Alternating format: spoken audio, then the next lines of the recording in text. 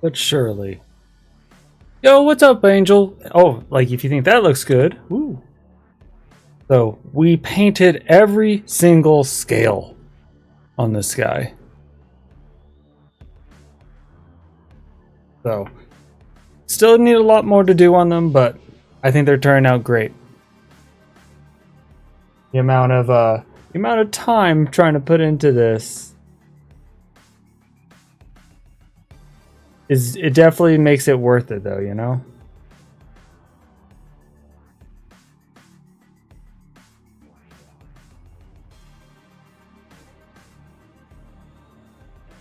Bro, trust me, it's not as hard as you think. It's just you just gotta have the dedication to the mental fortitude to just do the start blacksmithing. Nice. You know, when I was younger, I've always wanted to be a blacksmith myself, and but I never was able to kind of like get into it. I mean, like in terms of like equipment wise and everything, and I wanted to do like start off with chainmail, but I couldn't really figure out a way how to like start it. But yeah, no, you have my respect for that. So the closest I've done to like blacksmithing is I forged my wedding band ring.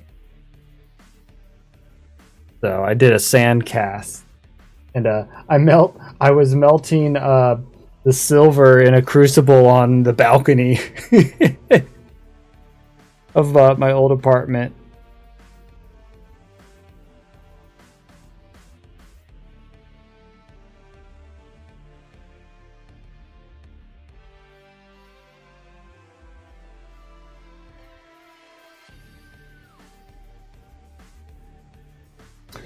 I'm paying 6K local currency for a blacksmithing course. Nice. Does the course like give you access like after you finish the course does it give you access to like the forge or something? Or is it just a hey, here's where let you use it while you learn, but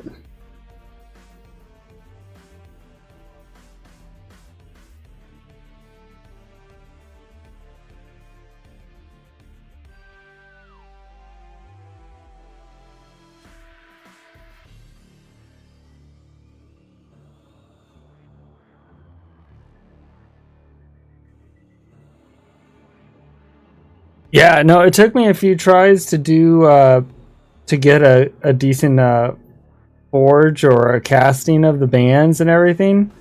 Uh but I know my wife like took a picture of it, and I was like I was super nerdy, and I was like did like the Lord of the Rings kind of one ring to rule them all kind of thing video. So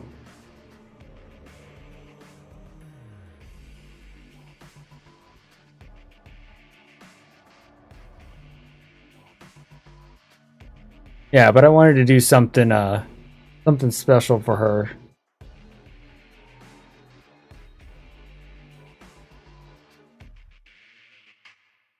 They teach you how to make a knife, and you keep it when you're done. I'm sure there's local blacksmithing clubs here I can get in contact with once I'm done. Nice. It's definitely a lost art.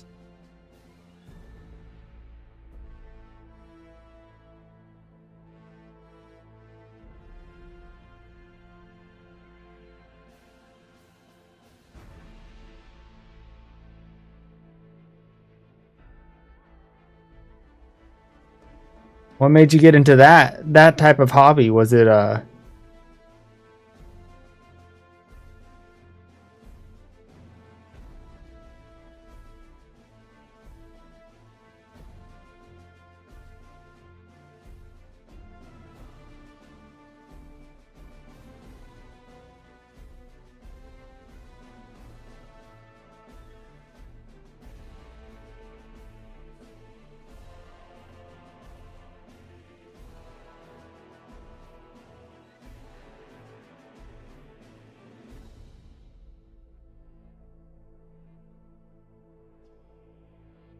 oh, acrylic steel? Is that Is that British guy? Or like, oh wait, no, I'm thinking Alex Steele.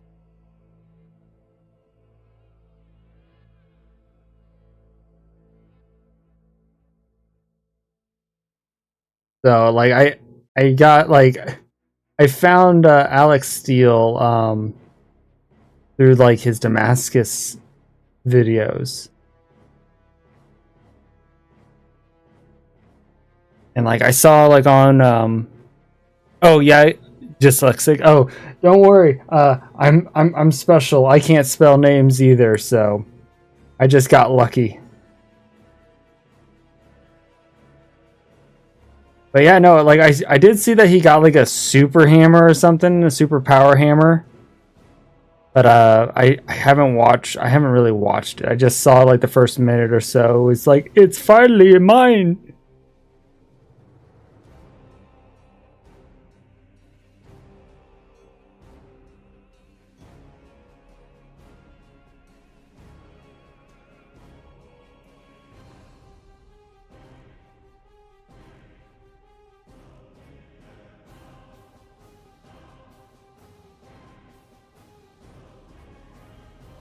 Yeah, I would love to do and like actually have an anvil and stuff, but I just do not have the space for any more hobbies.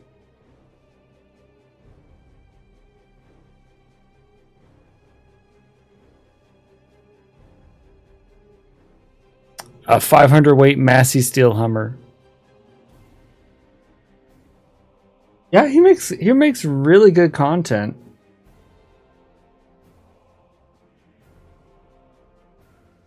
I think it's just because like I think the reason why he makes it his videos are so good is just because of just how passionate he is behind it all. So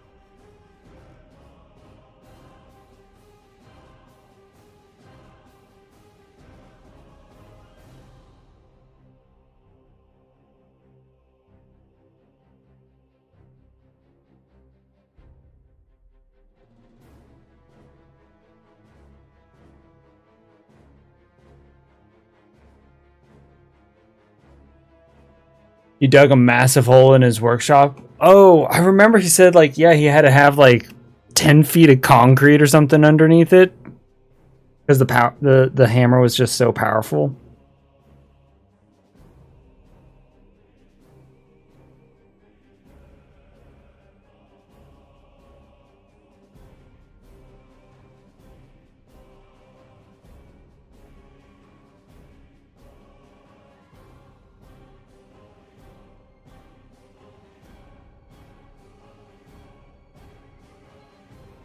I wonder how much he paid for it. Did he ever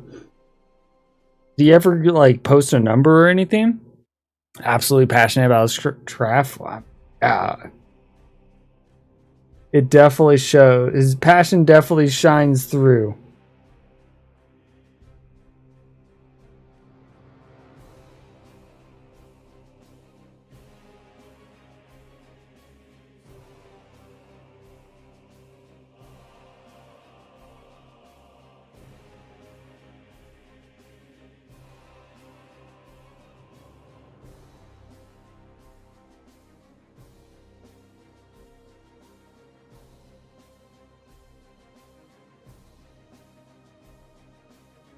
Yeah, I don't know if he said he has a number. I don't think he. I haven't seen a number from what little videos, but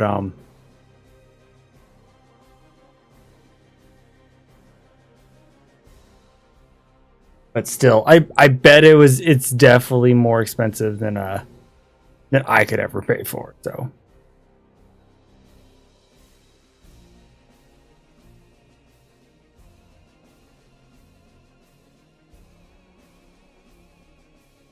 okay, so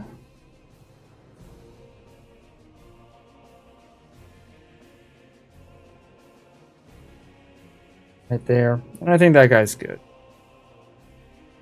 So, time for the third one.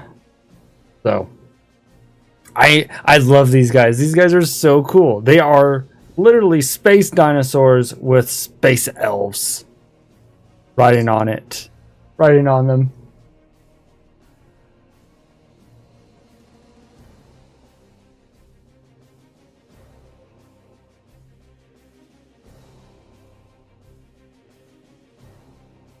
And apparently, you just hit me with weight, but there's more.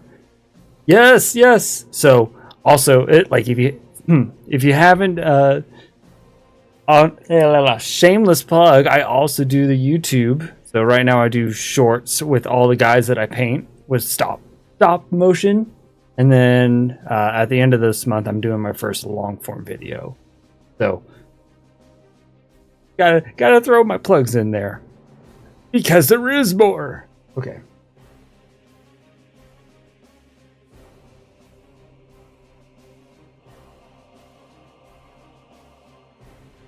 Yes. So like apparently I think it's like you always hear people like, oh yeah, you just gotta find a niche on YouTube and everything. It's just like I think stop motion and kill team is pretty niche.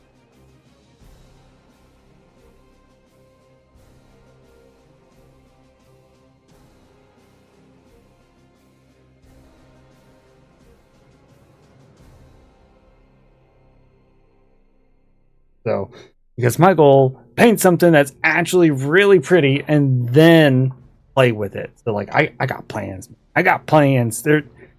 So, not this well, not the first video, but it's just like, when I actually get big enough and can do some monetization, like, I'm going to get fog machines and all that fun. Here's tomorrow.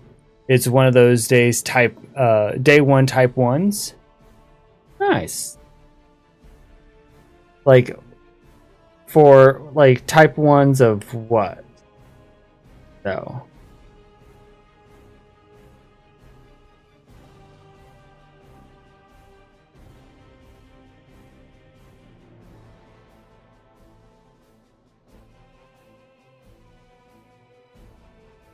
I'm going to do it till I can buy my mom a car.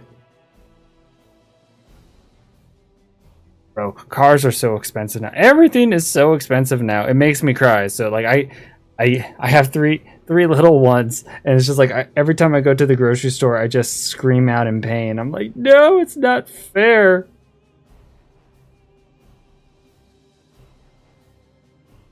Because you can't just like not buy meat. Can't feed the little ones with ramen noodles every day.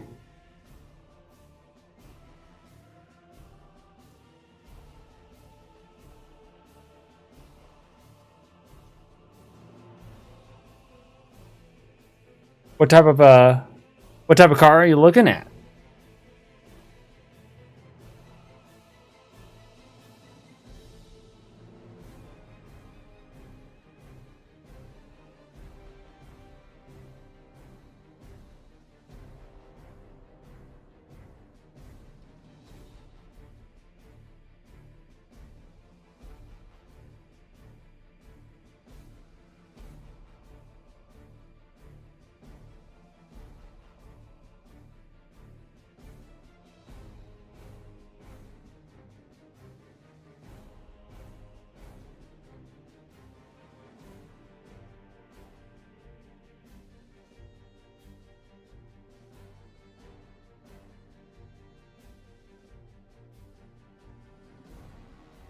A little bit more grace here.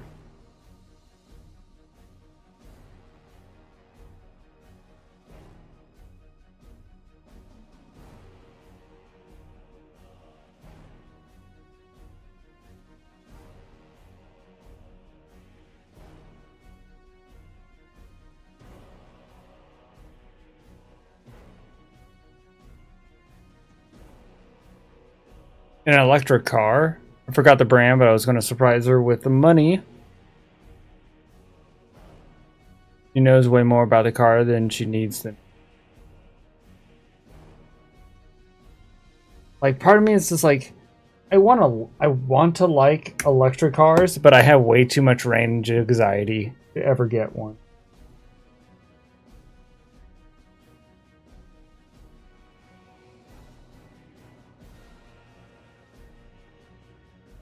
I'm just like I don't want to be like stuck somewhere without an outlet, you know? And electricity is so expensive.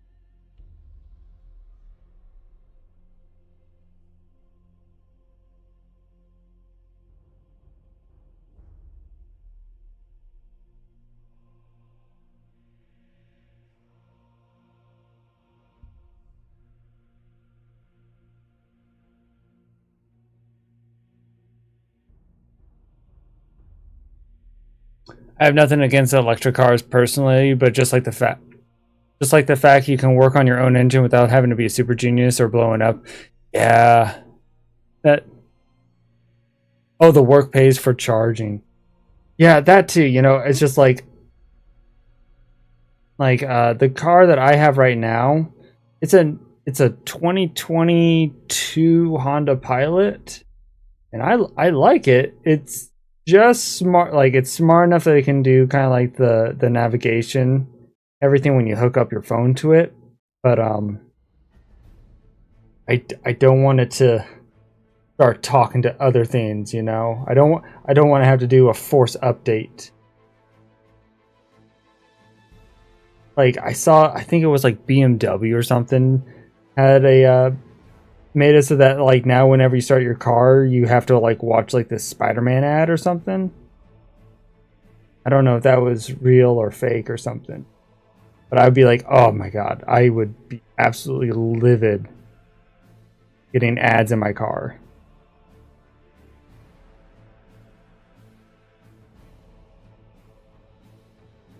1980 Mustang. Ooh, I can't blame you on that. Those are good looking cars. So my first car was a 1985 Chevy S10. It was an old car. The speedometer didn't work, so we had to calibrate it with the tachometer and be like, okay, well in this gear at this RPM, you're going 60.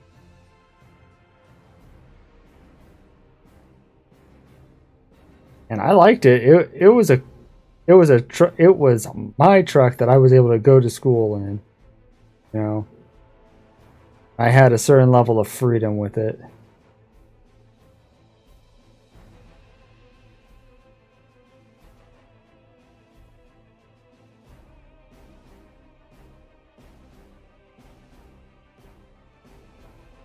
I love it. Like I One of the cars that I kind of wish that they would import is like the little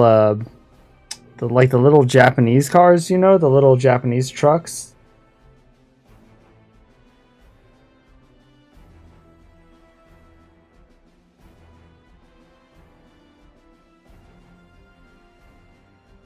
Because that those would be so easy to work with. It's going to be like Futurama, ads in your dreams. Oh my gosh, I don't want that. No, thank you.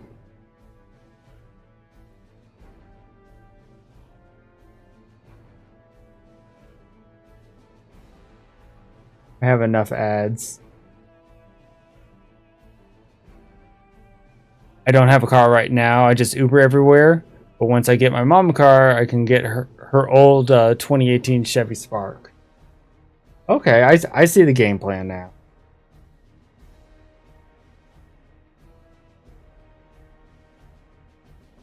Ubering everywhere must be so expensive, though.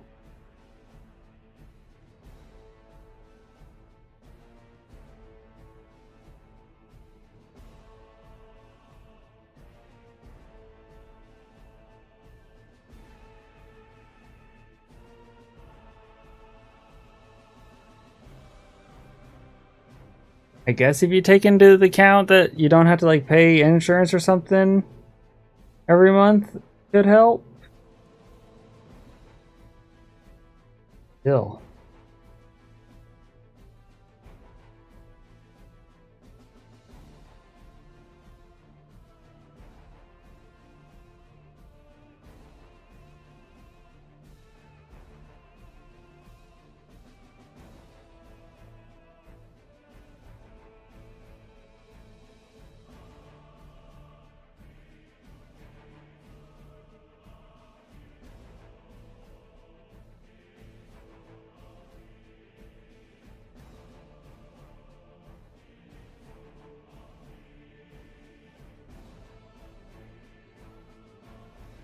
I paid like 200 local, so it's like 18 USD for a 15-minute trip.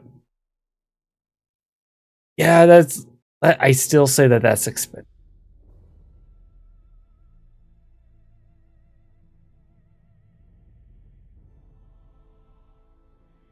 Like, you can make it work if you budget it really quickly and you just don't Uber to go Uber somewhere. Right? Like, if you only go Uber to a grocery shop and work, probably could make that work.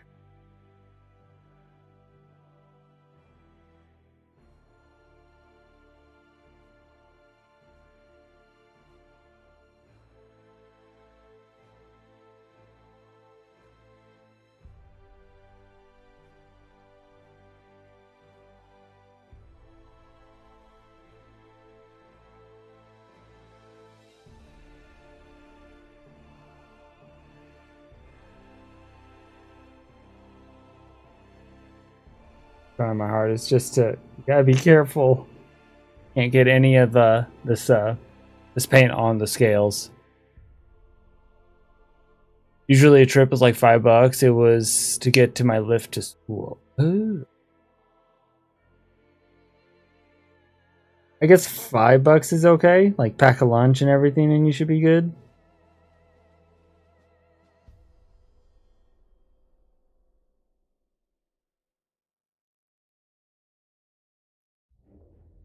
Everything is so expensive now.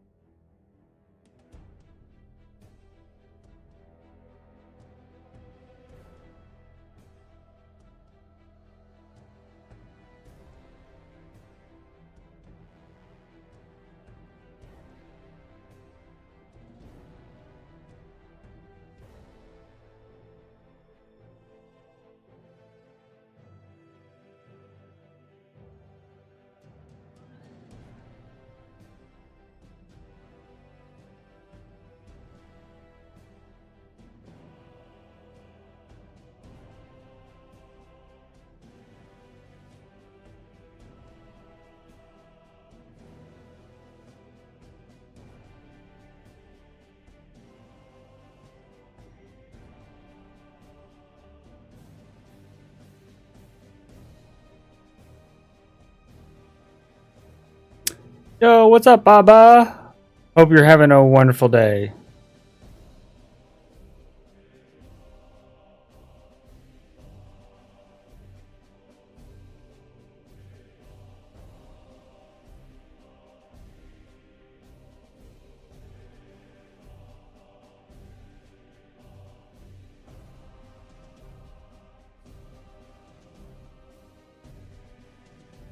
We are just, they're called, well, for the Exodites, they're called Drakesteeds, the actual dragons.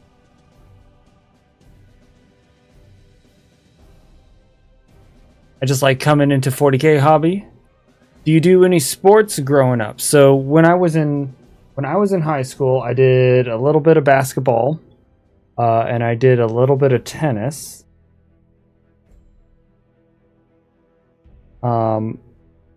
And then, but then after I got out of high school, I didn't really do sports. I did do the military, so I was pretty physically active. You know, lots of running and hiking and everything.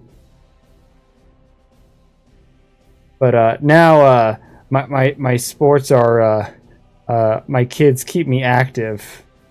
Same with the dogs. So more just kind of walking or something. But I do like going outdoors when I do find the time. So, and I do like to fish. It's just trying to. There's only 24 hours in the day.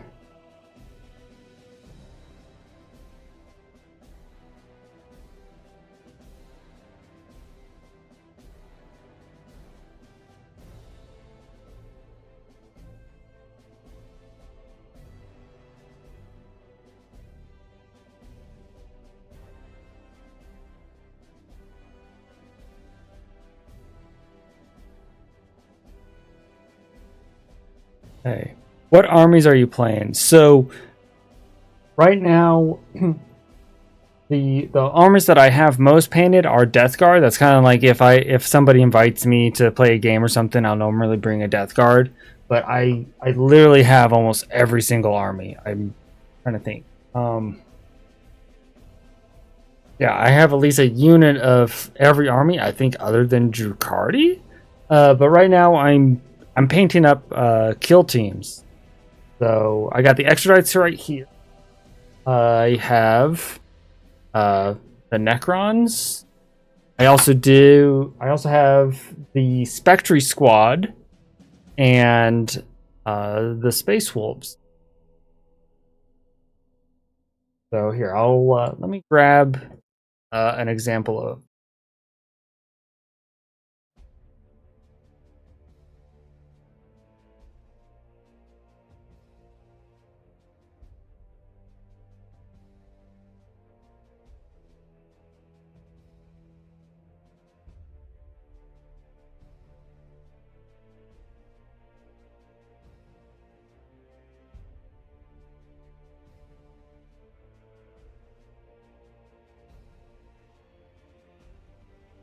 So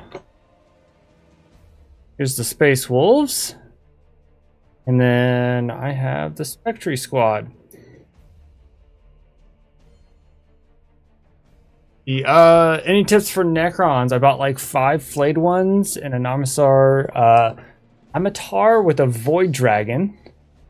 So in terms of the actual like 2,000 points, I really don't have a lot of ideas. I personally, I think bring in hordes. So I remember playing against them early on, and he just hoarded me out. And thank you. The Space Wars, I actually really did enjoy it. I actually worked around the Space Wolves, at like the snow base is kind of, I feel like, yeah, that's how it is. So I did snow bases for my Tyranids, right? And then I wanted to do like a fungus jungle for the Space Wolves. Yes, I did do an airbrush to do the base coats. So what I used was this ink. It's an Amsterdam all acrylic ink. This one is turquoise blue.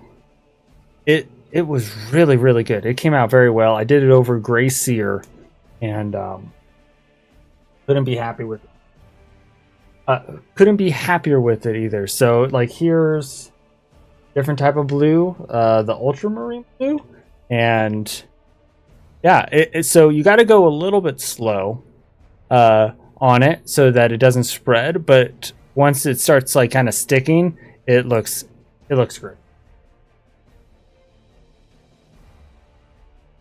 Airbrush, that's the name. My one blank. So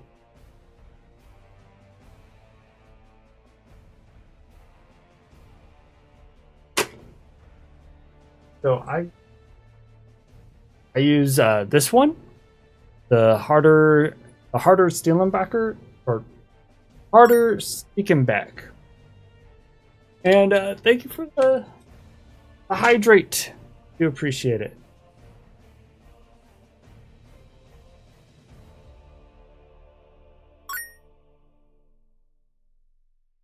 And hydrate, thank you.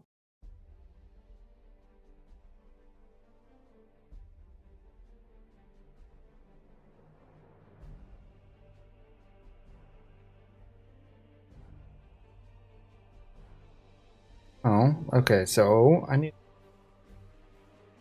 this gray seal. Kind of redo the base coat. Because under here, we're going to do a shade. I'm building one army. I just can't decide on units lately. Honestly, my opinion, do the ones that you think are just coolest. Like, don't think about rules right now. I would pick at least 3 units that you look on the shelf and you go, that's cool, I want to paint. And I have that motivation for, and you know you're going to finish it. Then that will help you get to at least 500 or 1,000 points painted. And then after that, you kind of give it a playthrough. You see how they kind of act, and then you're like, "Well, I love these guys." And now I'm like, "Well, the ones that I really like, they're great, but they need something a little bit more bulky." So you go get a tank or something. So it's bedtime for me. I'm writing exams tomorrow. Good night, everyone, and hope it goes well. I'll try popping in the next stream. Thank you so much. So I stream every day. I mean, stream on Sundays at noon Pacific time. So, and I also do it. I also stream out on YouTube as well. I have to do the right. There we go.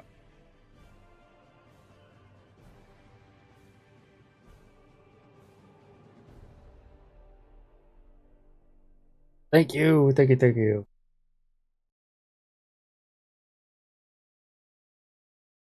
So I would like to. I would stream more, although I don't know the times or something. So this is like kind of the one time during the week where I can actually stream, like I guess in my time zone. That's not super late, but maybe I'll find like a second day during the week to actually stream, like probably late.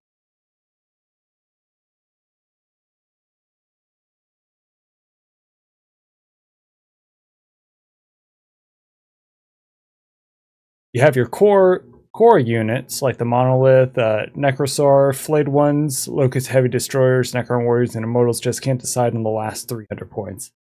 At that point, I think the best thing is to just kind of just go and just look what's cool.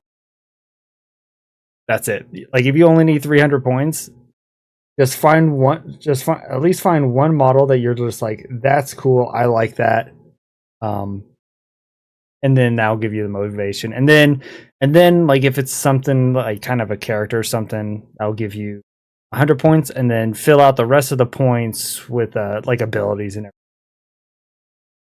So you're almost there.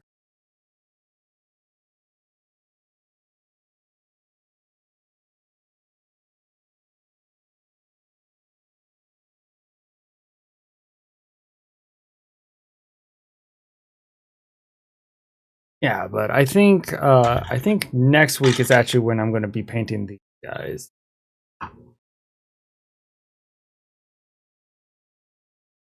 Because I mean, like like these guys, I'll probably just paint these guys offline, because let's be honest, people want to see what the dragons look like. So I don't think I'll be able to paint.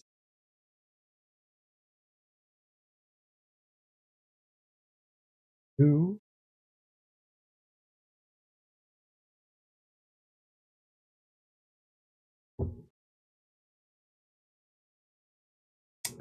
Lynchguard and Overlord, Canatech Wraiths, and Necromancer.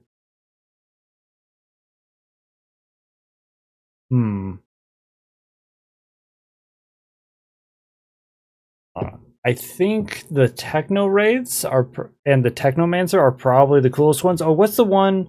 What's the one that is like the guy basically has? He's like he's hidden like a human with his staff, and like the blood is basically kind of like forming around him or something. That one is cool. That one I definitely it's probably the one that I would do, just because it's just a cool. I think so. I don't know how he is in game.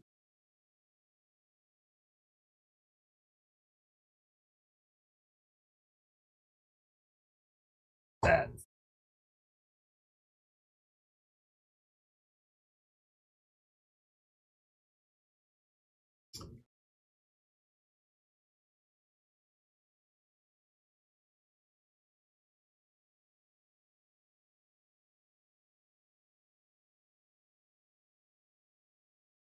REM.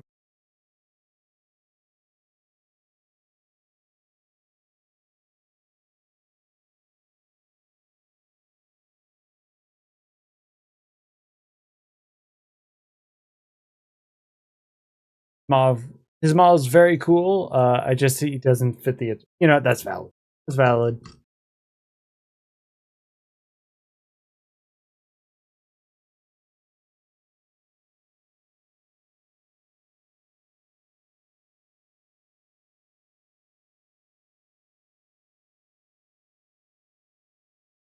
Uh,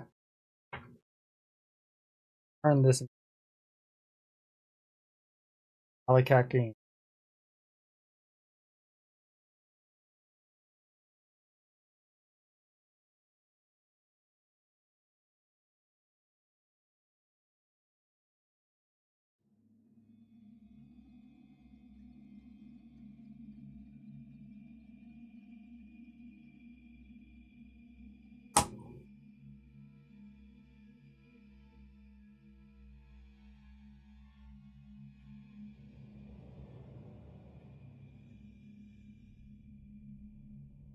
His Death Guard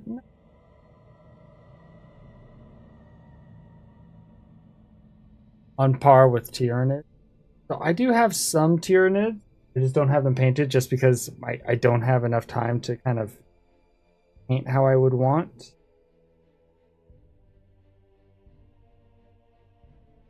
I think I gotta water this down.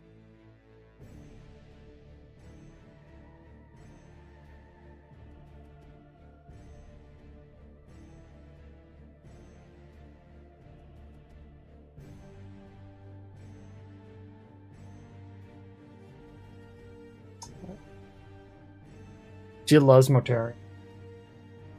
Let me actually pull Morty out.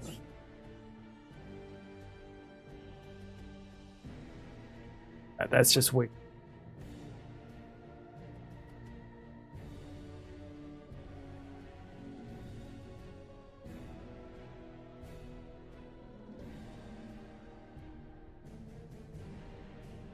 Hi, Morty. And he is on his pillar of victim.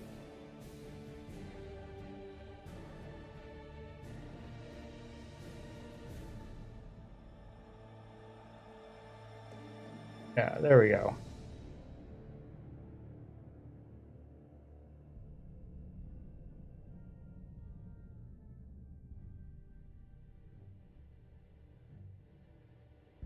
It is such a good model.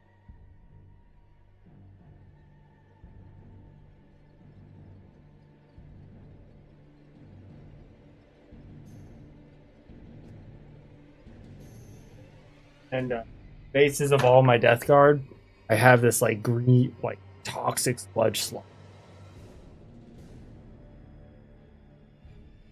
Really do enjoy how that army turns. Going back to Fade.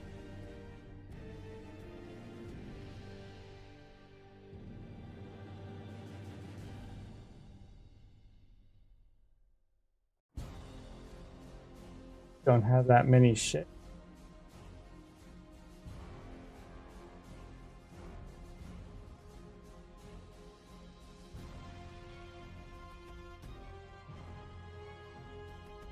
I guess I can.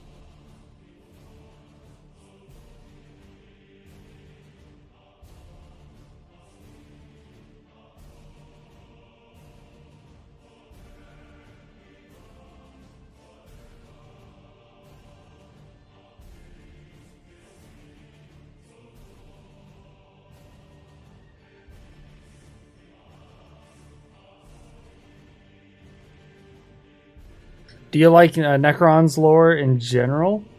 You know, I do. I do think that I definitely do like Trajan. Trajan is my favorite when it comes to lore wise. I need to finish listening to the audiobook of Trajan's.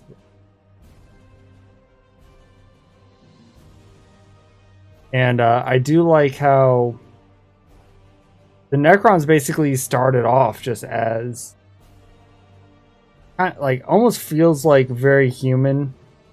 They just got really lucky. I mean, really unlucky, and basically just was on a star with turbo cancer. And like they basically got tricked as a society, and I'm just like, nope. That does feel like something that humans would do.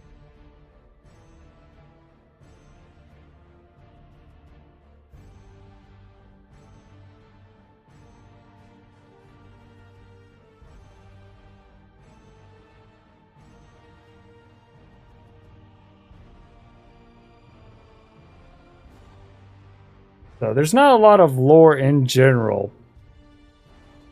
I don't like when it comes to Warhammer, and even the ones that like the lore that I don't like, I can be like, well, you know, you can easily fix it with a different approach, you know.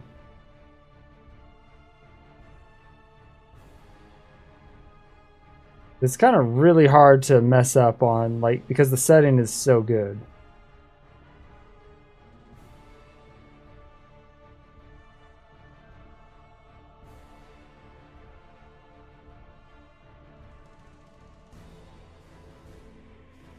Got so dirty table-wise. Yeah, hold on.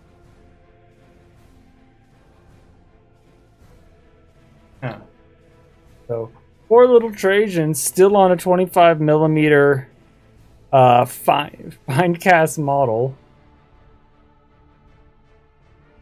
but lore wise he's still the GOAT. No one can deny that.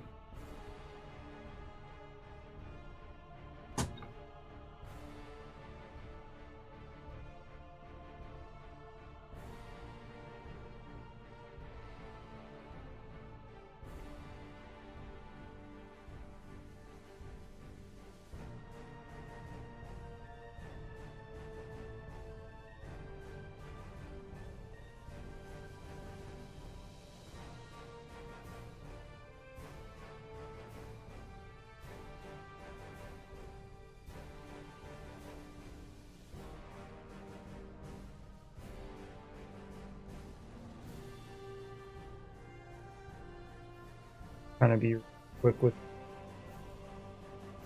shade. So hot in the office that it's of drying while just barely applying it.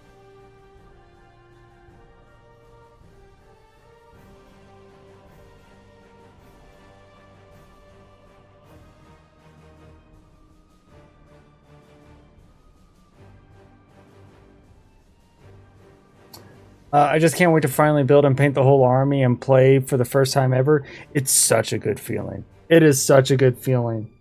Like, I didn't even care that I lost my first game. That was just like my first army was Crimson Fist, and I didn't care. Like I only cared about the lore when I picked them out, and I didn't care about the win rate or anything. And I'm just like, I don't care. I love how they turned out. And the lore is so good that I still feel like I win.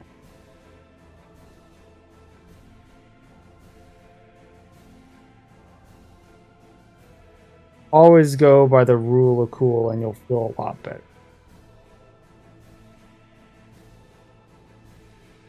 You could be like, well, I may have lost, but at least my models are parade status, you know? I win in that state. That's at least what I tell myself sometimes.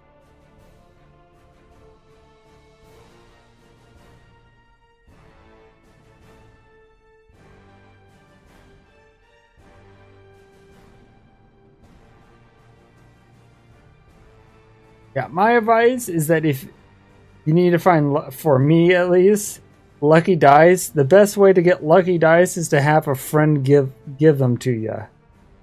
That's what I've learned.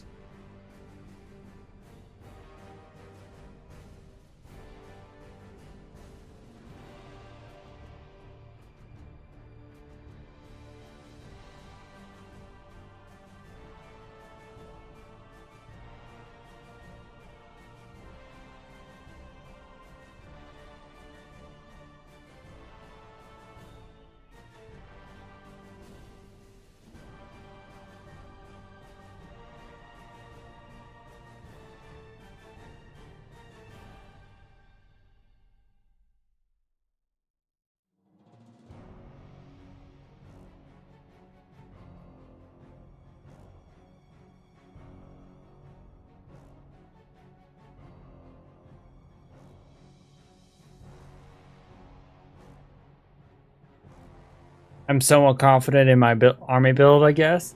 Hey, you know, that's good to have because that shows like, hey, you kind of understand your army. Like when I first started my game, I'm like, I don't know really what's going on, what's good, right? So you'll probably do better than me for your first game.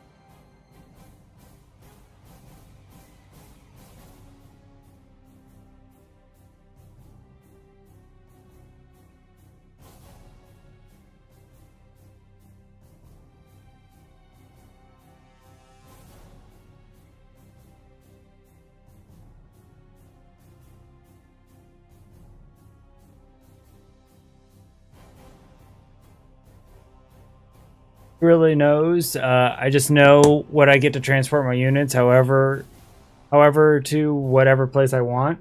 Ah, that sounds very diabolical. Depending on who you play with, you can definitely like if you have somebody that's like kind of melee, right, and you can just kind of teleport around, you can definitely use them to kind of walk back and fight and whatnot. That you could definitely make a lot of fun.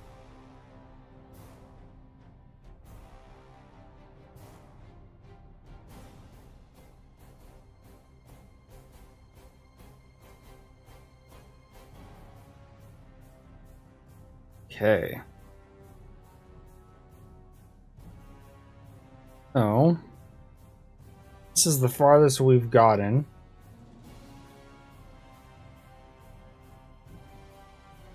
It looks, but I'll probably have to clean up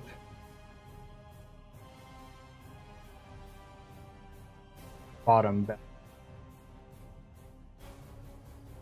But go back, start doing the scales again for this one. So that's the thing that takes the long. Is this?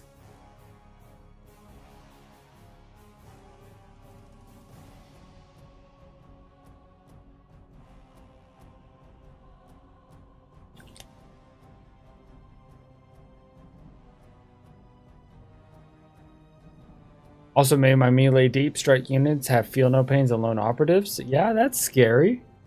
That's definitely scary.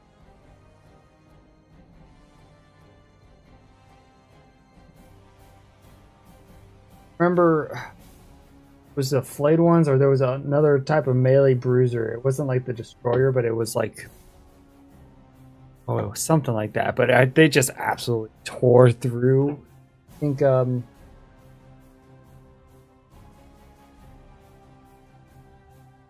either my Death Guard or it was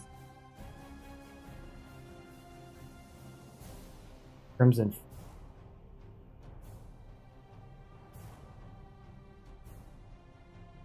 I think so.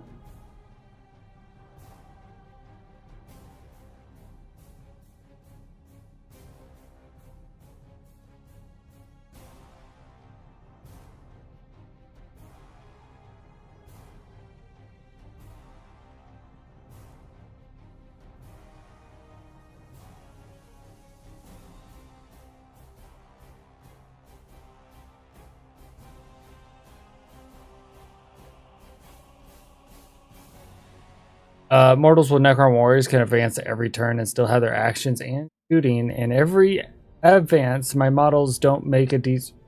That's maybe not 6 inches straight up. Ooh. That's scary. Is yours super regenerative as well?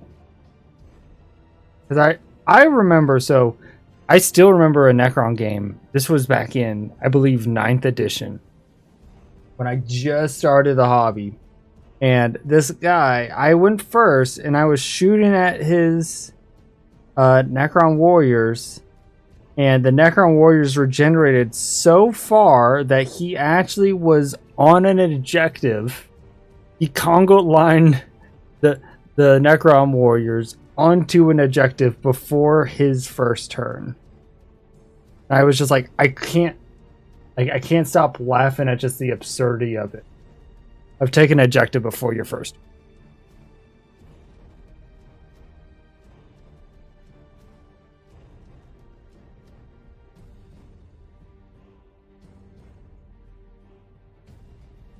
Although I guess that I heard that they fixed that though.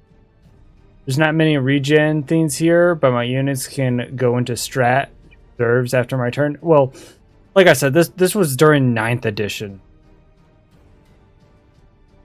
And I remember 9th edition, the Necrons were they were just bullet sponges, and they just kept coming back and back and back and back. And it was just very troublesome because you threw a block of 20 Necron warriors at something, and it's just like you basically have to take them all out at once, or just like they're just going to stay there.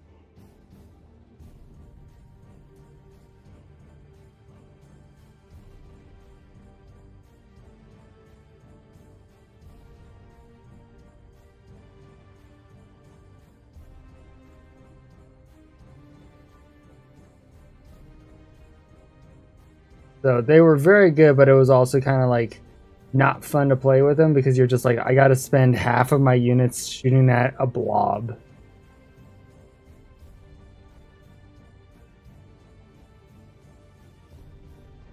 They still rule then?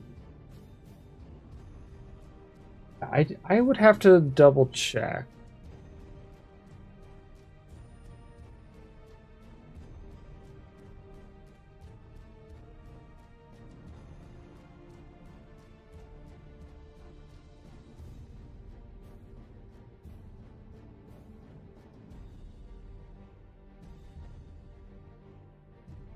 Just tapping it every.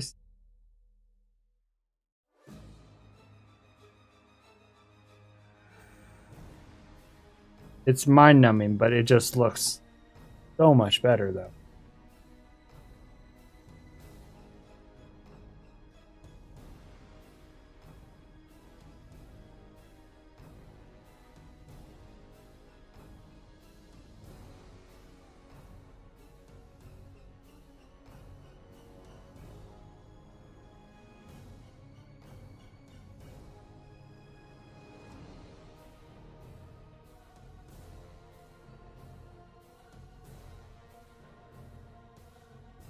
Reanimation protocols work like a D3 wound restores your command phase per unit. Yeah, so the reanimation protocols for ninth was basically like, oh, for every warrior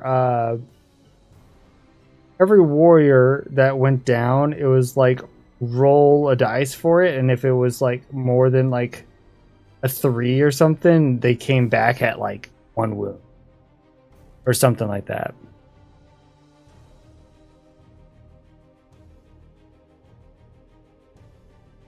And I took out like 10 of them, and it's just like 7 of them came back, and he just Congo lined. But I guess they fixed it because there's now you can't Congo line stuff anymore. Yeah, everything kind of has to stay somewhat the same vicinity. But I actually have not played. I don't think I've played any 11th hands. I think I played maybe one. You could do that with specific stratagems and detachment. Oh no. Well, at least it's like a detachment or something, or trap.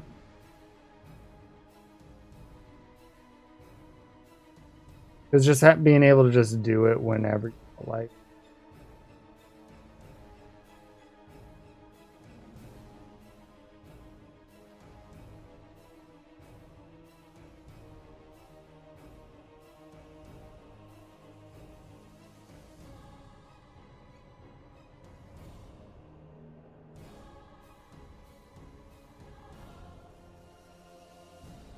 Or with a res orb, yeah. So that's another thing. Like I kind of want to paint. I'm actually excited for the to paint the kill team Necrons.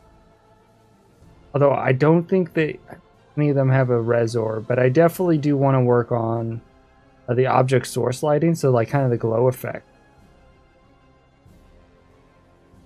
But that requires an airbrush and moving like my setup to the airbrush stands, and that's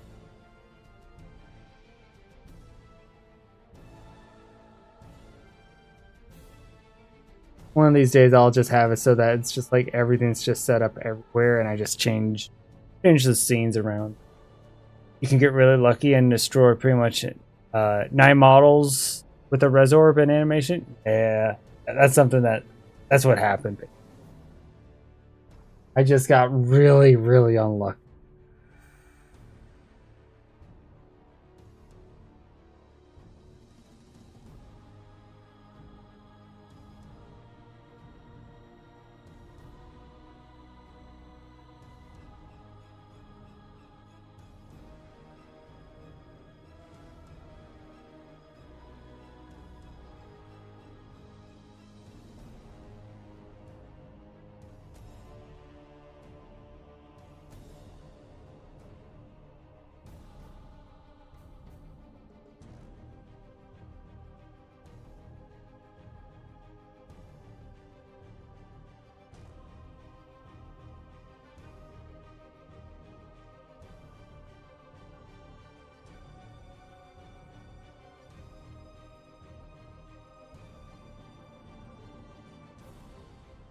Trying to very small scale, and I have to just kind of like boop them.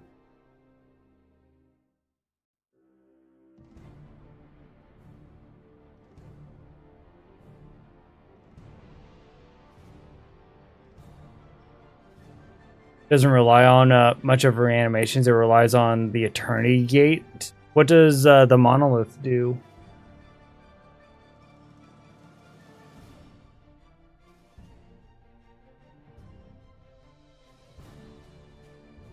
Actually, I don't think I've ever fought against a monolith.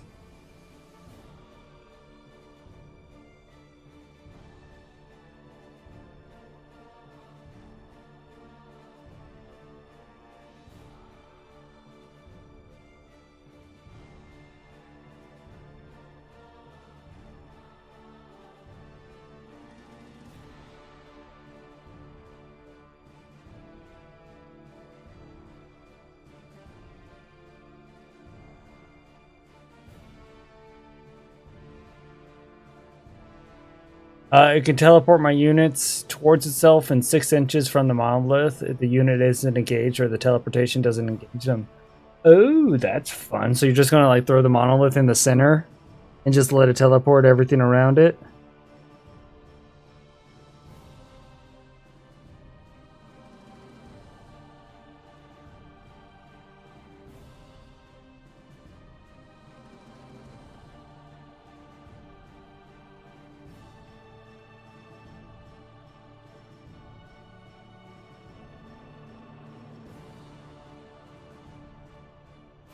With your Void Dragon? Ooh, that's going to be fun. The Void... I almost bought the Void Dragon just because it's such a cool model.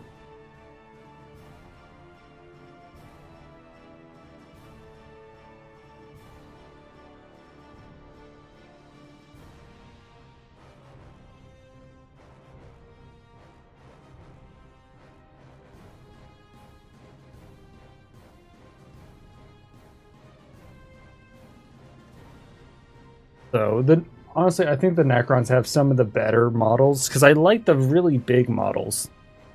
Like the Silent King and everything. It's just so cool.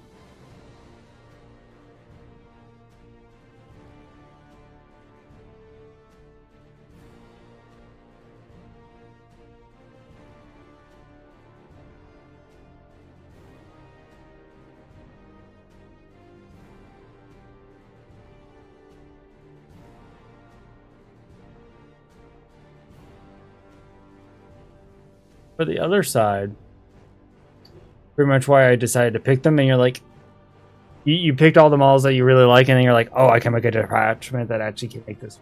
That's the best. With my luck, though, it's like they nerfed that detachment. I'm like, no. I have horrible lucks with the games, so my dice rolls are absolutely horrible. So I still have a pair of dice that are in dice jail, and I think it was like I put them in the dice jail like 4 years ago because they lost so hard to an Imperial Fist that had like a 34% win rate, just nothing but ones and zeros. Like even the player was starting to feel bad. Because he's like, I don't know, like there wasn't anything I was doing wrong. It was just the dice rolls were not in my...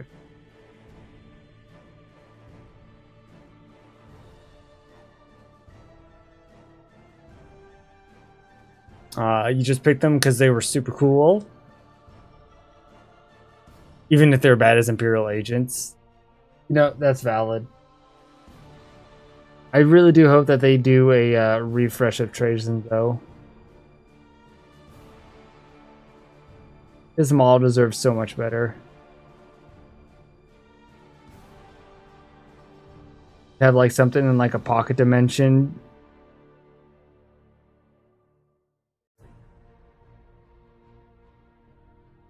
Like something's popping. Like he's just basically like pulling something out of his pokey bag or something. That will be a cool model.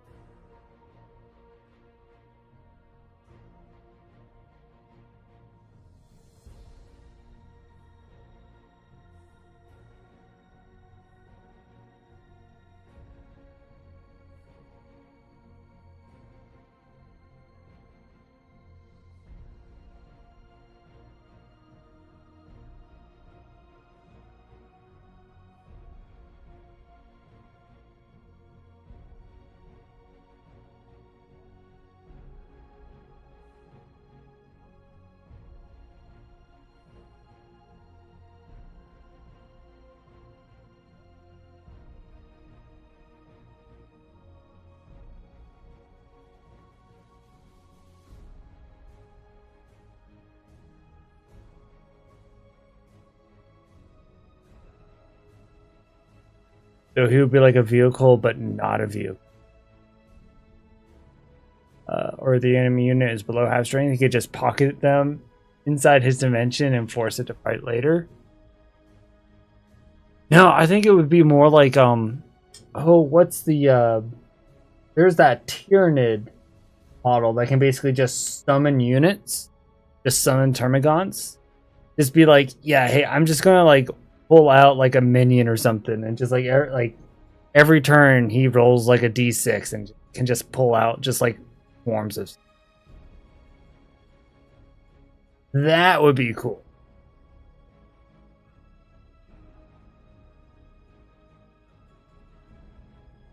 Like collection retrieval or something. Well, I guess that, you know what, 6 might be a bit much. Like if it was like a stratagem or a once in game thing where he could just roll a d6 and just have like, yeah, kind of like that. Yeah, a stats reserve, but it's his ability.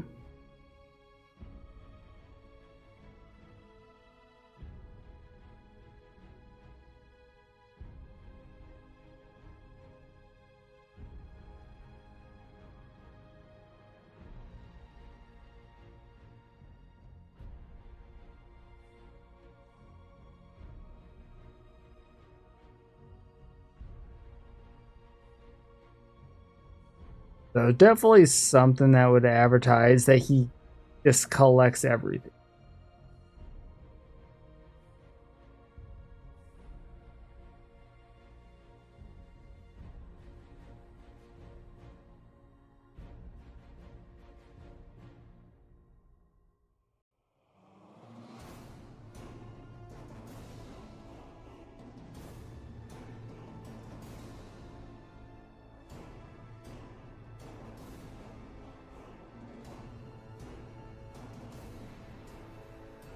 Or like a detachment, trades in museum. Specific units have special abilities and he gets special stratagems.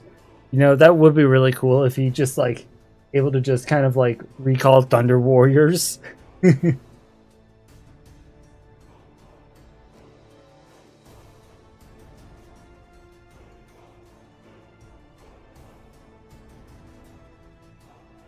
It's like I mean, Trajan even has what? Trajan has like the clone of Fulgrim. If I remember correctly. I don't know how he got it though. I just know he.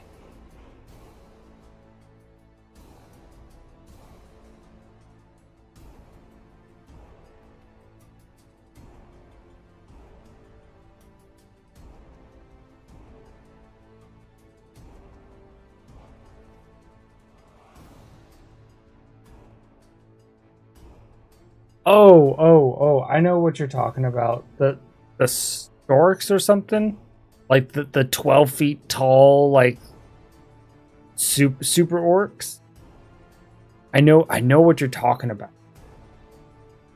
Like they were the original orcs. And then just like because like it was they were created by the, I think those were the original ones created by the old ones. And like they were actually super intelligent.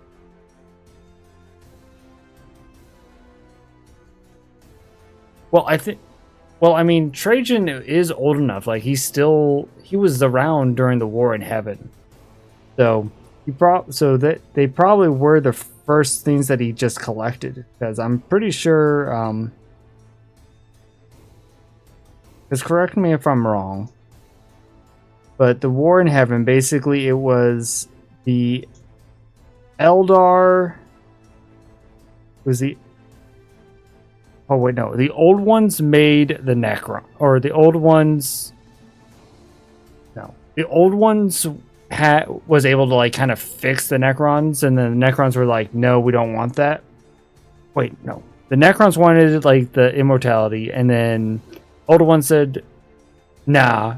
So the Necrons went to the Catan and did the biotransference after, and then they're like, well, we're going to defeat the old ones, and then the old ones made the original orcs and the Eldar. But to catch one, that's a mighty feat. It was way before he got most of his tech and collection. You know, that's true. I'm sure that there probably was like, just trying to think, maybe some sort of like static field or something. and it just stays in static. Like time basically stopped for that, for the old orc.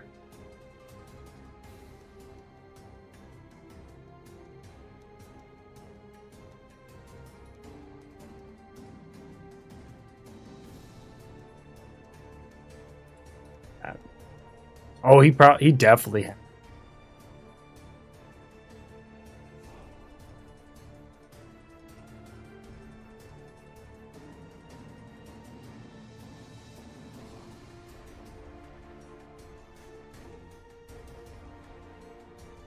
I wouldn't be surprised if he has like Men of Iron or something in his museum. And probably calls them like cute toy or something. I don't know. I don't remember if he does or not.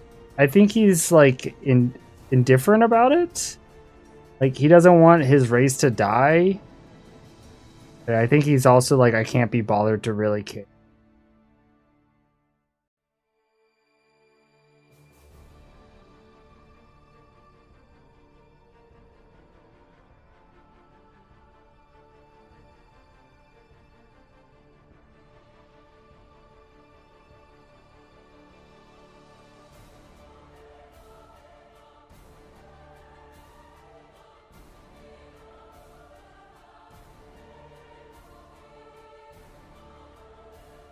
So that's, I just got to work on this guy's take.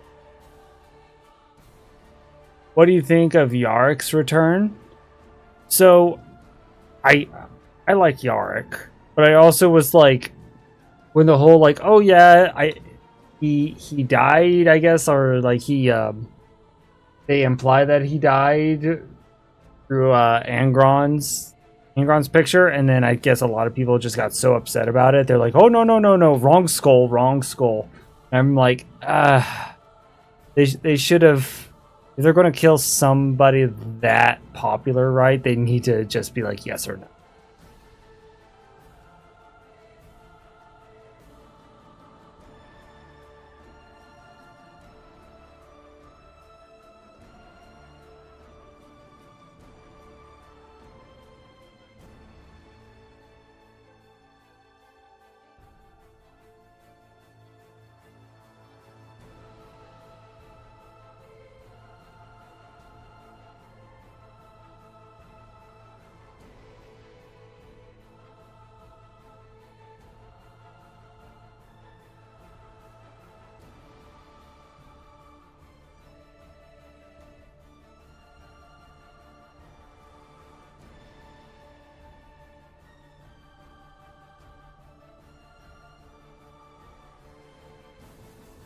He said, "Hey, I do not have Imperial."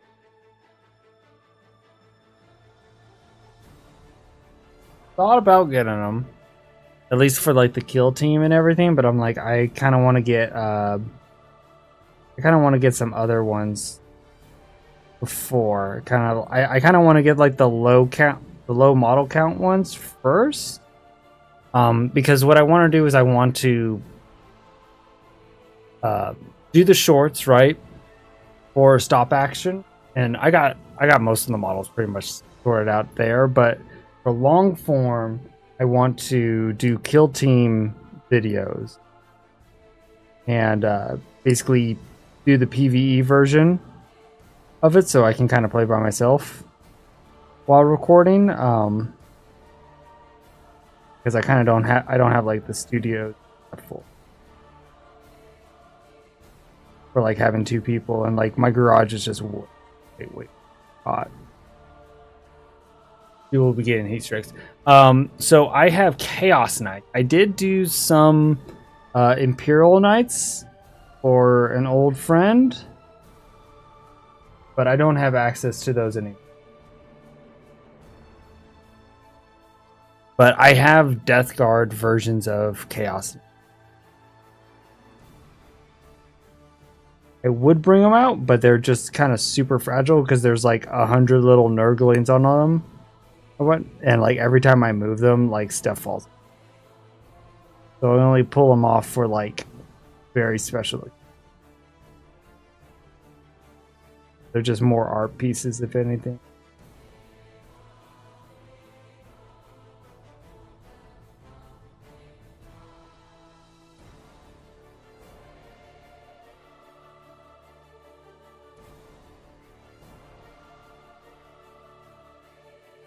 But I think like I have plenty of stuff like older content that has those knights on it on the.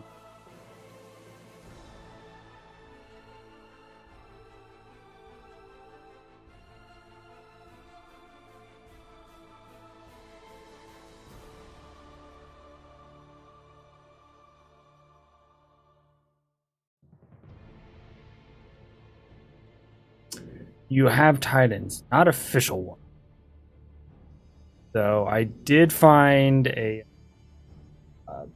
Polyparian ones, like the big kind of chunky guy with like the 4 super lasers, just kind of mounted to his shoulders. I don't have them painted.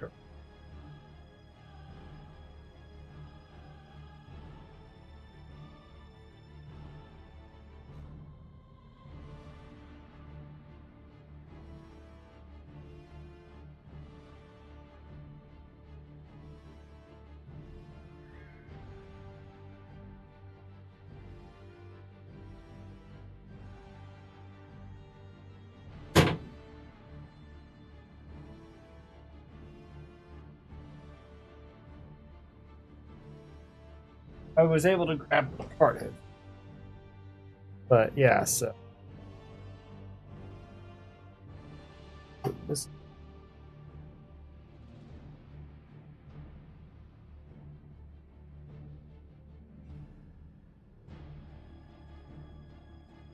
But I do not have time to paint.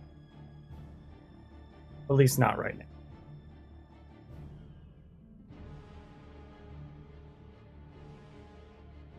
So, kind of. Well, honestly, no. He doesn't look a lot.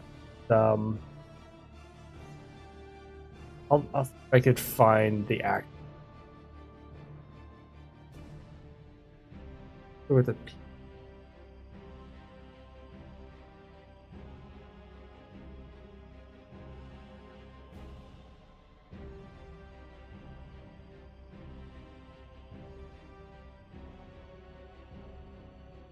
It was like Pro Right on.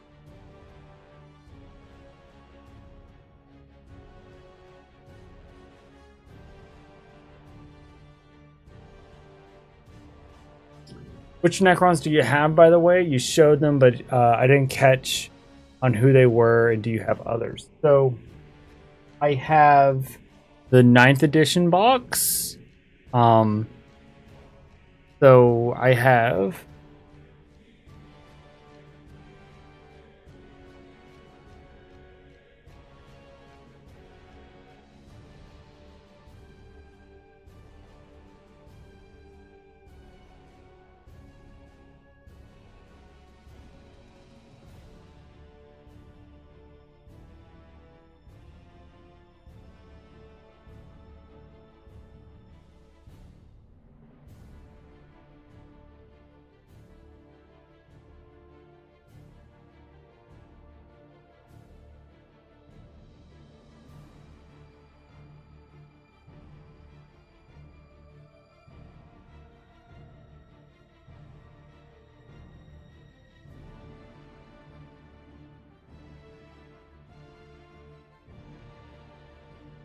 I was not able to grab them, so I currently have my kill team kind of curtain also.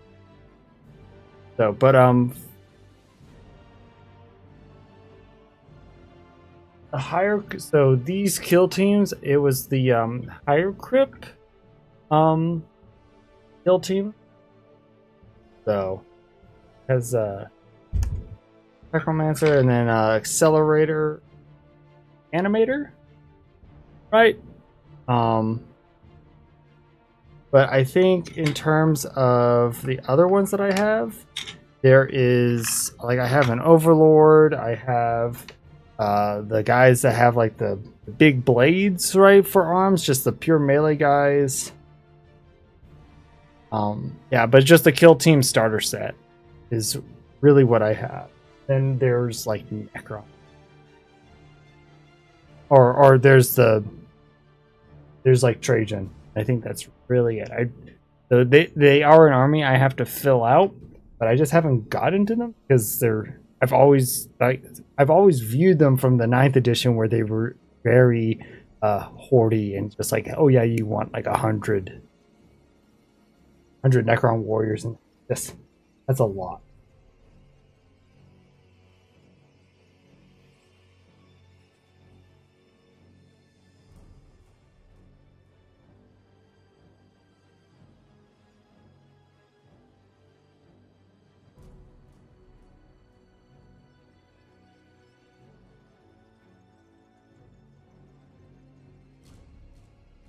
So what players do you look out for?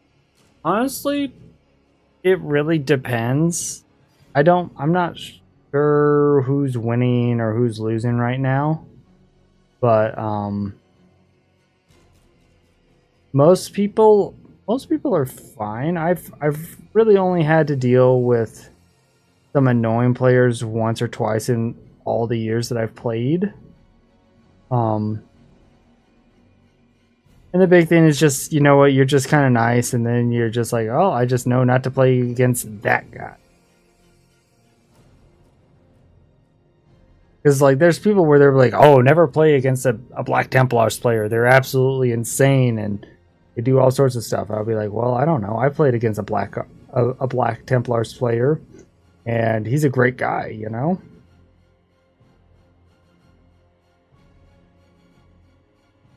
So it really just depends on who's actually in the vicinity. I've never played a like one of the legal tournaments, right? I feel like those are the players that you would probably avoid, because one, they probably just know the rules way better, and then they min-max their armies, right?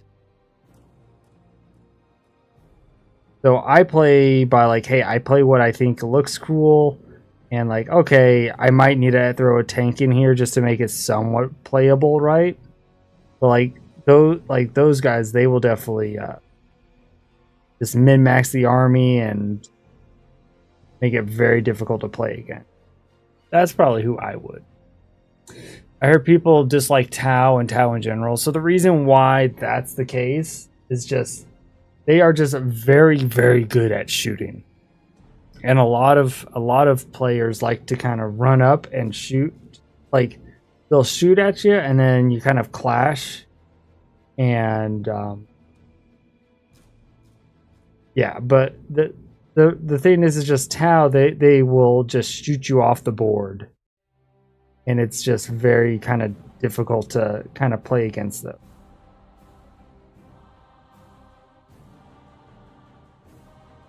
But like, they're super squishy though. Like, it actually might work in your favor though, because you're like, well, I can teleport all around. I can teleport and get right up close to them. The Tau are very squishy, so if you can survive getting up to them, they're basically dead. So that's what I would do. If you play against a Tau army, just make sure you get to them before they can shoot you off the board.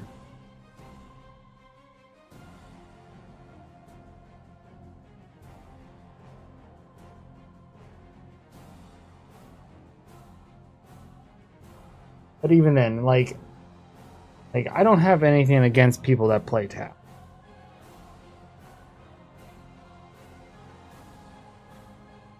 Because the players that I have played against Tau, they've also been like, hey, I play Tau, is that okay?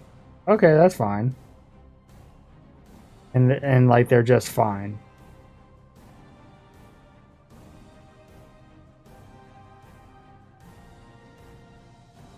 And while they might beat me, that's just how it is. You can give all your units deep strikes. Well, there you go. So I like honestly, I don't think that there's a lot that you would have to be worried about.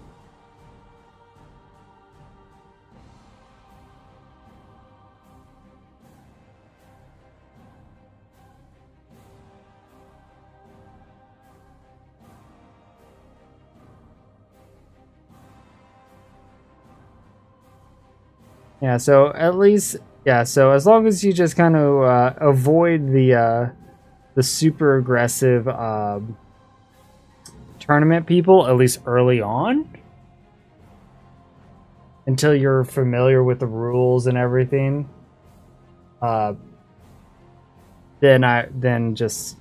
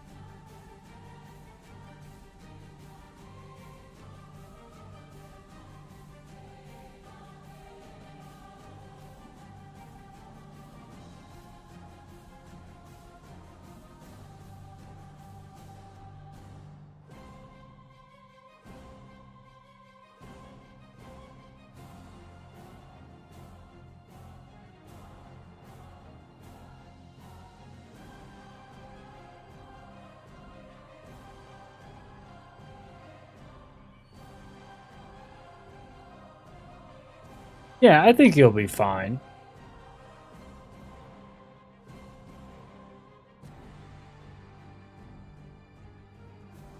Basically, don't worry too much about it. And if you're also like, hey, I'll be my first game, most people are fine. You know, that they're not going to try to do anything funky or something.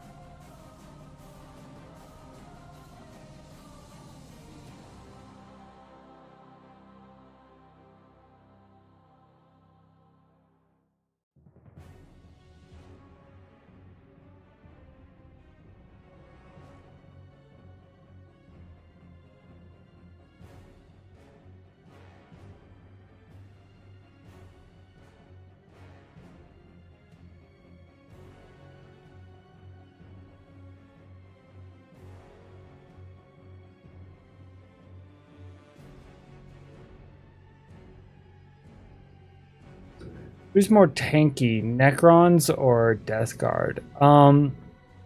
Your stats wise, I would say the Death Guard have some pretty tough models, and they have a contagion that can make you. I can at least remember. They have a contagion range so that you can do. There will be detriments though, like -1 toughness, or like -1 to hit. So Necrons, they're tough because there's a lot of them. Death Guard are slow, but they're very resilient.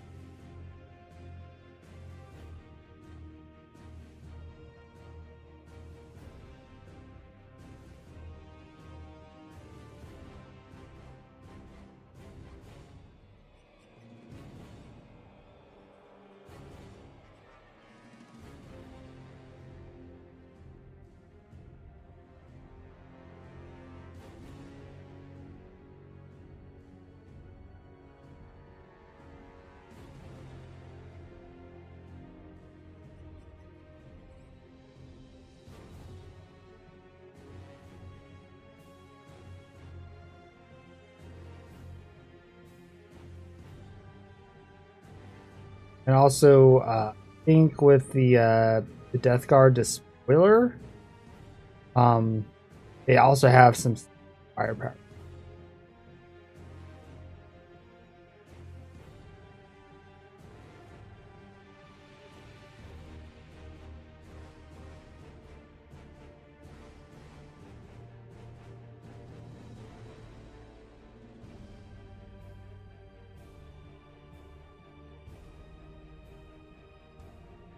If you count my models in the army, I'd say my current setup, I'd say 55. 55 for Necrons seems perfectly reasonable.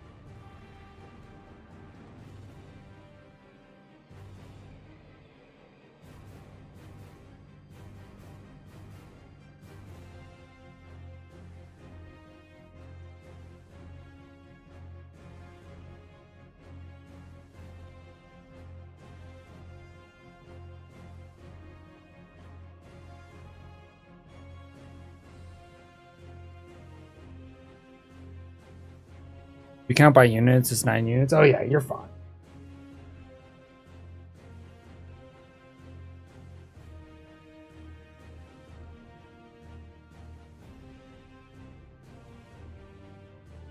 So for me, my Death Guard normally has actually has a fair amount of vehicles.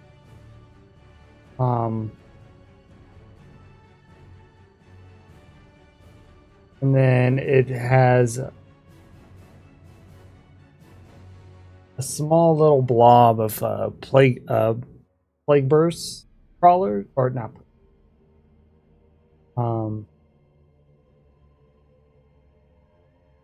Oh, there's,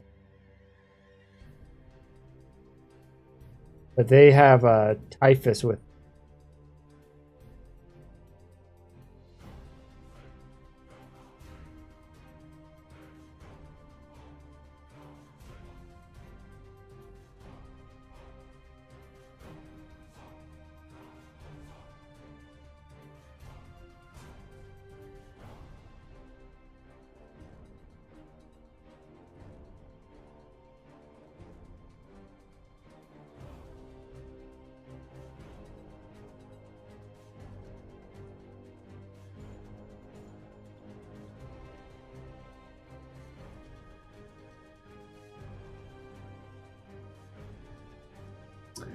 And the monolith, how many wounds does the monolith have?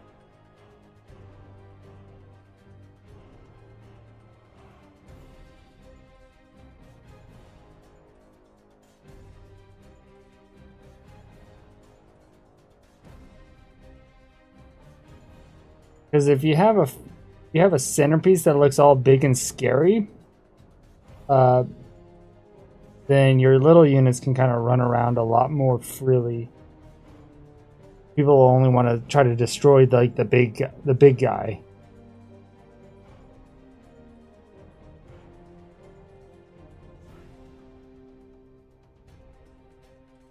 22. Yeah.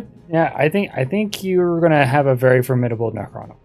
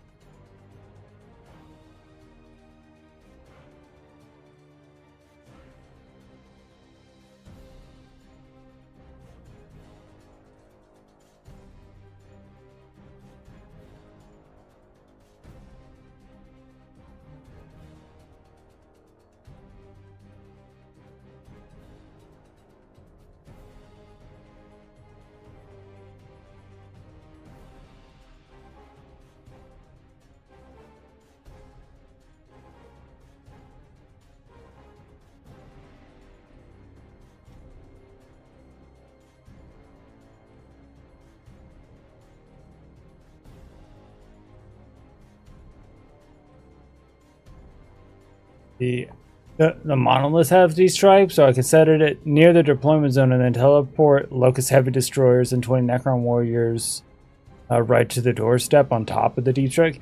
You know, that would probably be that would be a fun way how to start it off. Provided that it doesn't get destroyed. Like,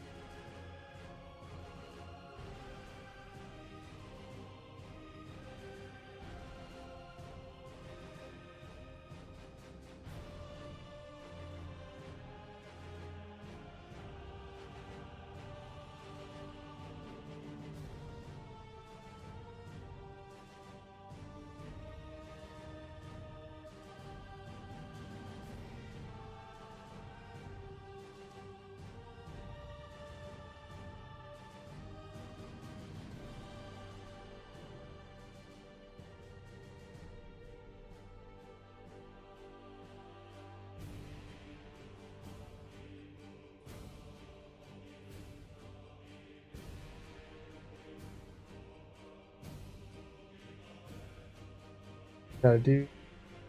Oh.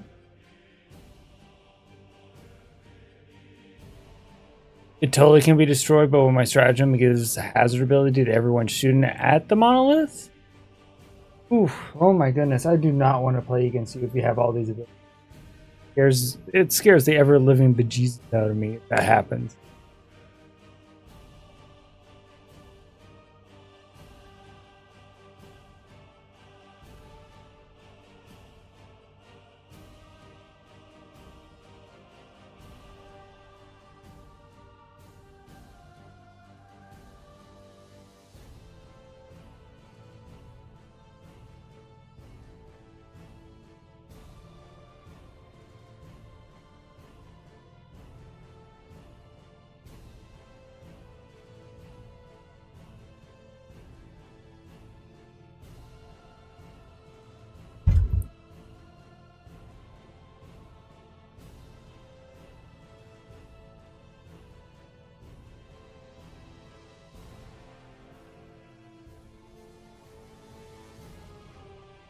Got the scales down. I'm gonna go on little yellow bits. I got some fluorescent.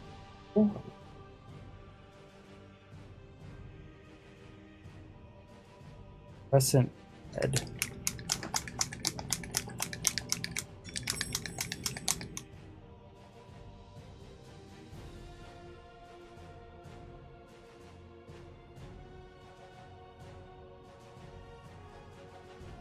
Oh, I thought I did.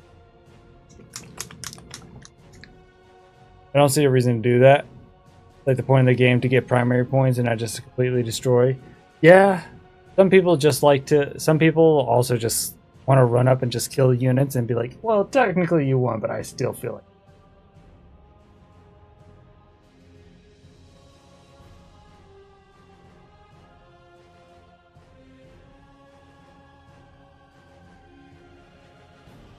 That's how some people are, and I kind of respect.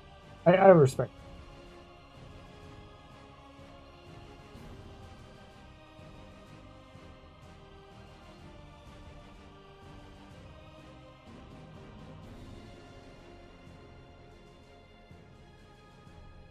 Not have any.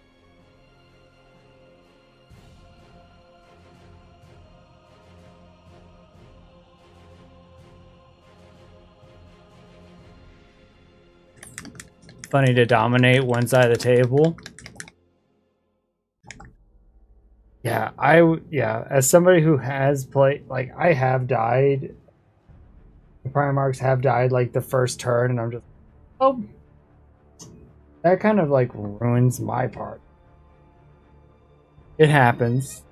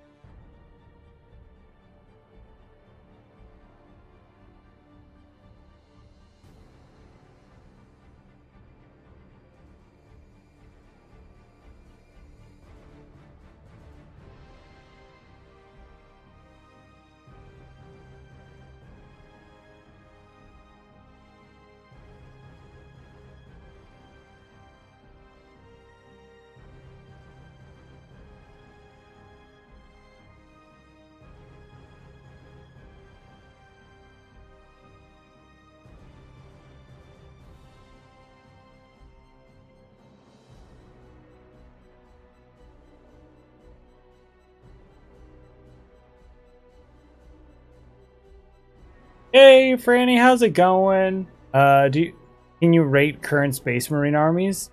Um, Honestly, I don't think I can. I don't know enough about like the I don't know enough about all the armies, especially like kind of your standard Chaos Space Marines. Like Death Guard, I'm probably the most qualified. But like, hey, if you get 1,000 Suns or something, I'm like, I got like a patrol box made up, and I haven't played with them. How's it going, Franny? You're doing a fantastic day. We're painting some sharks, so the Exodite, so space dinosaurs on well, being ridden by space elves.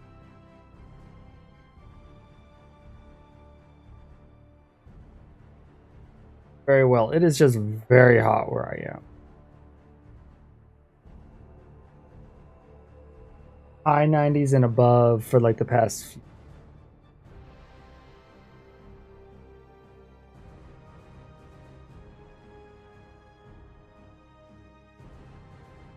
So fighting to stay somewhat cool. Who's your favorite Chaos God? I feel like Nurgle is probably my favorite Chaos God. I do like Vashtor, even though he's technically a demigod. His model is absolutely...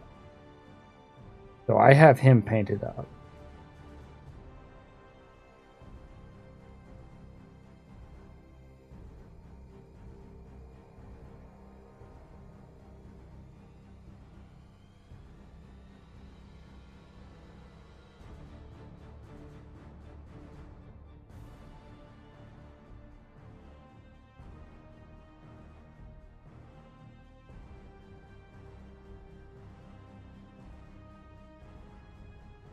Which Primarch looks best on the table? I feel like Angron. Angron has just the great... It's looking. Actually, let me see. I actually have a fair amount.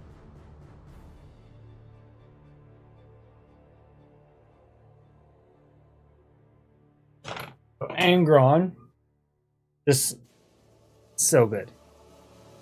So really do like him. Very solid model, right?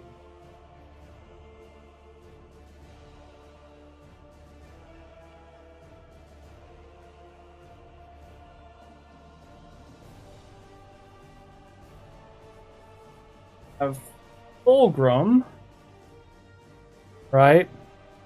And I want to like him. He has a beautiful model. Really, he has a really big base though. The thing is that his weapons, especially like this guy, very dangly, very fragile, right? And his head and wings like to kind of come off. Same with Materians. But he was definitely very, very fun to paint.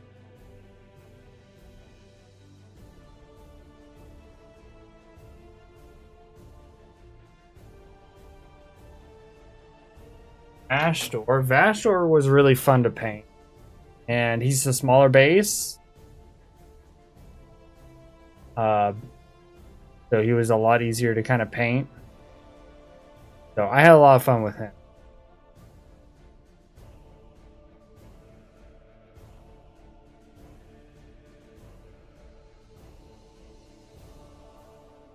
And I have Magnus, but he's not painted up. He's just kind of in sub-assembly hell right now. So,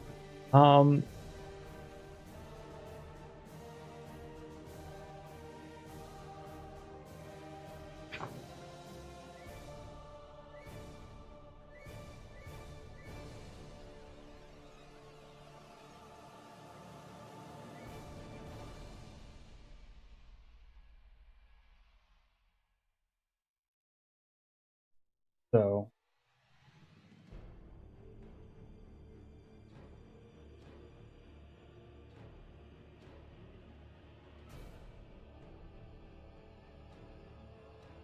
yeah, so I would say Angron is probably my favorite one to go onto the tabletop because he has such a menace. Fulgrim is definitely probably the prettiest one, and Vastor is probably the easiest one to paint.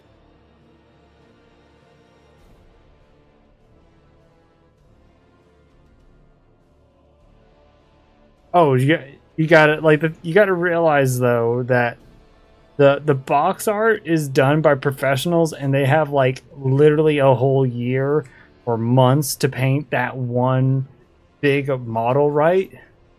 You know, it's not expected for us to paint every like that, and it's very, very. So don't even try to do.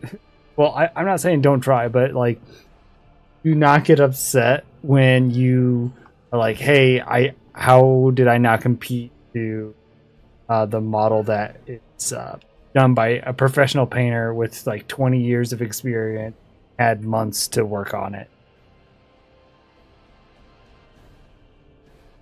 So don't feel bad about that. I mean, I like paint the models instead of green to orange or blues. Yeah, so I will follow at least the idea of the box art, but in terms of like following it to a T, I'm like that's not.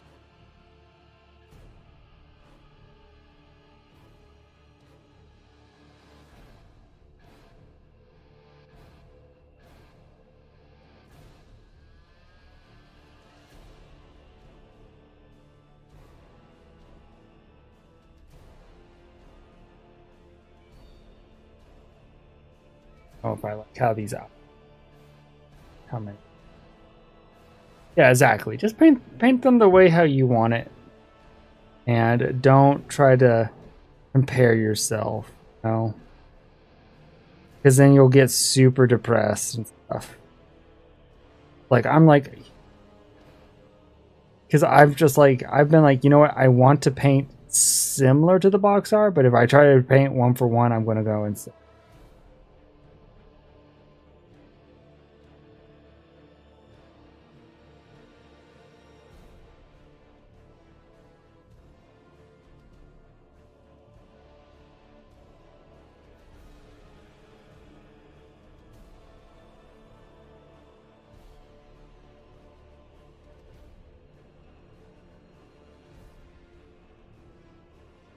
So I'm at 3.5 hours. So I think I got to start on it. I got to start doing dinner. Give mama give Mama Bear a break from the kids.